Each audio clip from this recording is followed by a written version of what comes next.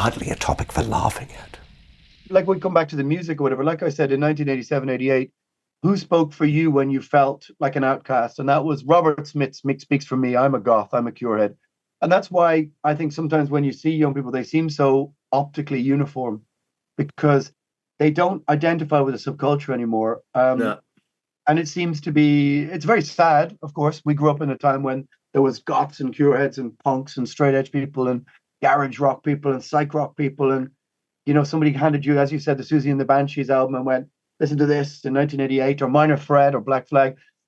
I think that all of that is just a romantic myth that's about to be buried in our heads. It doesn't exist anymore. And like it's technology, it's technology that is the cause of this. So I kind of have quite a reasonable amount of sympathy for young people, but I blame the people above them for not teaching them the principles of free speech or the principles of debate or the principles of all of these things, when you're teaching them like, yeah, this is the best way to get your way. And that is a great lead in to talking about, although we may have missed a record, but that new record, which seems to me that's very what the lyrics on this new record are about, which is this lack of rebels. There's a great line in that How It Ends song, is this the death of language? That's a great line. Yeah. And that album seems to be, I mean, it's a dark record. And it's one of the, I think it's one of the easier accessible records compared to the last few. Maybe. I do. I mean, the other ones are a little, they're more musically abstract, whereas I think this one is quite, it's a bit more angry.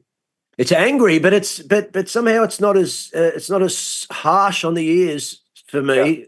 Yeah. No, I understand. Yeah. But see, I read some reviews. How come reviewers always get everything wrong? I read a few reviews where they go. A couple said the same thing. Oh, the first half of the album, it's front end loaded and it kind of weans off at the back. But it was towards the back of the album, like halfway through. Then I started to go, man, I'm really getting into this. Right. And then I read all the comments, and there are tons of them were going, these are my favorite songs, and they're all back end. That All Against All song. Oh yeah. Okay.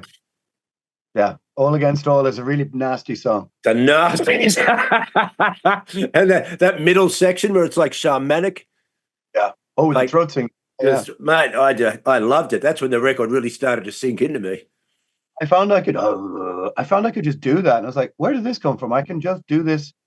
So we started, and then it's in the key of that whole bit in the middle. But yeah, All Against All is, and it's about playing. This is a horrific song. Like it's in the sense that what it's saying is that every street you've ever walked in every ancient city has ran with blood, and that is the ultimate human nature, and it's playing a character who's mocking faith. He's mocking the New Age, pagans. He's mocking the religious. He's going, it all will just end like that every time forever, because that's the nature of humankind. And so it's saying all against all forever. There always will be. Your streets will run with blood. Because I was in Turkey and I was in some Balkan countries, and I was doing this trip just after lockdown, and every city I went to where I looked up the history was like the siege of something in 1582, and the this, and there's the hanging square, and there's the whatever, and you just went, that's just what we do. So I went, I'm going to write the most horrific song, which is just designed to just go, no hope forever. And so that I don't know what it's saying about me. I was like, I think this is my favorite one. I hadn't read the lyrics yet, and I was like, right, okay. Now I've got another thing to pile on top of it. All right, now we've got the lyrics. Lyrics are brutal, but the whole point was that it was to play a character, who is mocking. He's mocking. He's going, where is your Ragnarok? Which is like to all the New Age pagans. Where's your end of the world? Where's your millenarian prophecy? Or where is it? Not coming. Even the end, as you preached, it isn't coming. So I mean, how it ends is like, it's a dark record, but it's kind of rebellious spirit to it, which is kind of like, well, we've lost the war, we might as well throw it in and go down fighting. It's not without complete hope, but it's sort of it's kind of addressing I suppose it's asking a question like, who are the rebels left? Yeah, Where are they? yeah. I mean, that first track, how it ends, the opening track. Yeah, Those lyrics are fantastic. Great clip. And yeah, Killian, a friend of mine, he helped make Externum clips. He made the clip. I like it. I like the clip. it's awesome. Yeah, and the line in which is how did it feel when they called your name for the last time and all that kind of stuff. And um, again, I suppose it addresses the idea that people have sort of willingly hand over what have been historically hard-fought freedoms. And I was arguing with a friend of mine. I said the most important word in any language is liberty, and he said no, it's love. And I said, what if you love something that's evil? He was like, I suppose. I said, it's liberty. It's the pursuit of every indentured slave, every man and woman throughout history. Is the pursuit of intellectual, moral, physical, geographical liberty. And so the album is kind of revolves around the concept of how do you deal with liberty and that word and what it means. And we're living in an era where we're lurching in towards authoritarianism, but people are willing it into their lives. Oh, and so I know. I can't believe it. I'm like, what? And it's interesting you say liberty, because Jordan Maxwell, he might even say freedom above liberty, because as he used to say the Statue of Liberty is it's not freedom, which is why it's on an island off the mainland, and which is why sailors get liberty from ships, right? Which is you're still under authoritarian rule, but someone's granted you some liberty instead of having actual freedom. You know, the reason I use liberty is because if you use freedom, it's a bit more analogous, and it brings into account questions of free will. Yeah. Have some complicated philosophical ideas or issues with on how it relates, which I haven't quite figured out. But liberty seems to be, to me, more defined. I know what you're saying about trying to get freedom. Sorry. Yeah, sorry. It has a historical precedent that should be baked into our political system, like, liberté, égalité, fraternity, or whatever you want to say. The measure of the French Revolution, and so, which was, of course, theoretically at the start. I mean, this is the peasant class rebelling against the monarchical system of divine right of inheritance, or whatever you want to say. And so the idea that are we just too decadent and suckled at the teat of obedience to be able to understand that we're lurching towards an authoritarian society. And like I said, the idea that people who want to consider issues of liberty and freedom are somehow, the state is convinced, or whatever the state, are the enemy. And so, again, it comes back to what we talked about 20 minutes ago, which was the idea that the powers that be, whatever we want to call them, I don't know, the 1%, the political elite class, are just using classic divide and conquer tactics. And so they've hoodwinked people into going, here's, what does that JP Mencken says, the average man doesn't want freedom, he wants to be kept safe. And so this is where we are. And so for whatever my small drop in the ocean is, the album is a rebellious album. No, big time. Which asks the question, is this really what you want? Is this really where we're going? And like I said, if this be the last mountain we have to, climb up creatively or musically, well then, I made my metaphorical last stand, I suppose. So it's and I think the metal scene needed a rebellious album, at least how I saw it. It needed of an album, and so that's what we made, Oh, it's brilliant! I love it. It's my favorite out of the last few, really. Yeah. Which is funny. Yeah, I find it just it's so.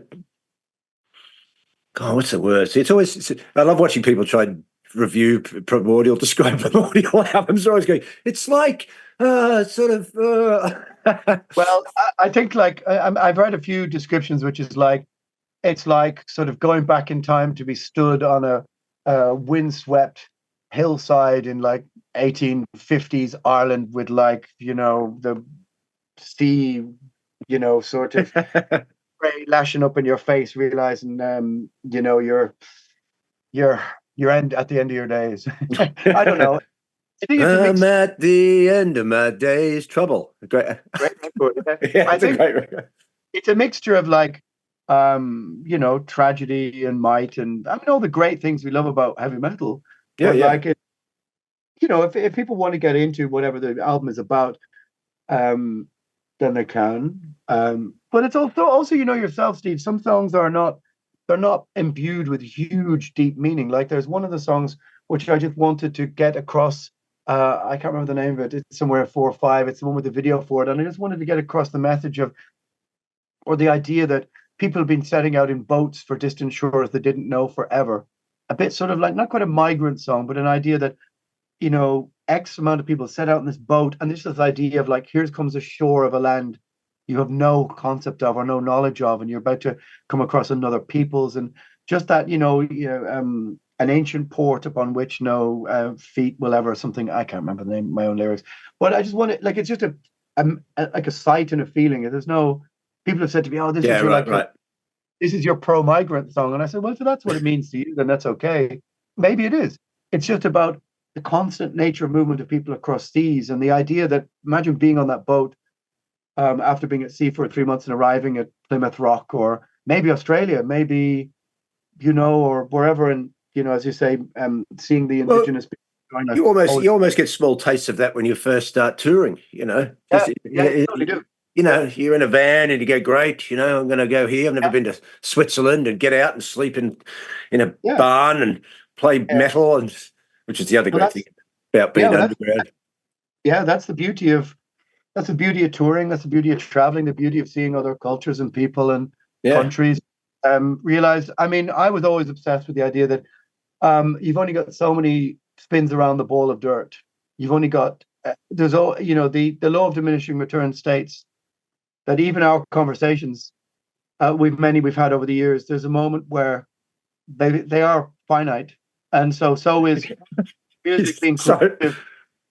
So is, you know, I'm kind of like death obsessed in the sense that well, sorry to laugh there. And I'm not laughing at what you're talking about. I'm laughing at you go, certain things are finite. I thought, that's my sex life. I've reached that stage.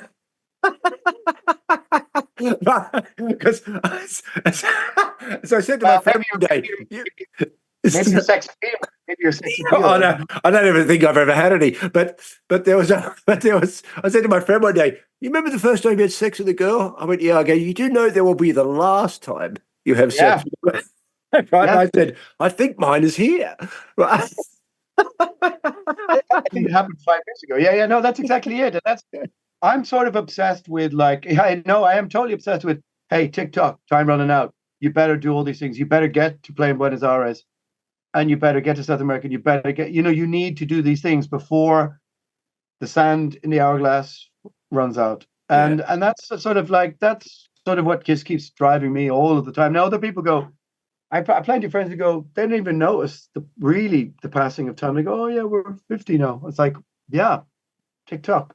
I don't know. I just feel like relentlessly driven by the pursuit of constantly trying to just make or do something or there had to be something happening every 3 or 4 months, or I'm just completely and utterly restless.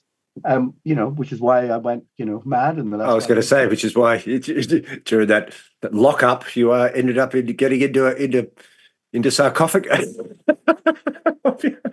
That was 1987, but yeah, no, I mean, no, but I mean, it's more why I almost, ended up like, I lost bits of whatever part of my mind was left to lose, I suppose. But I got some of it back.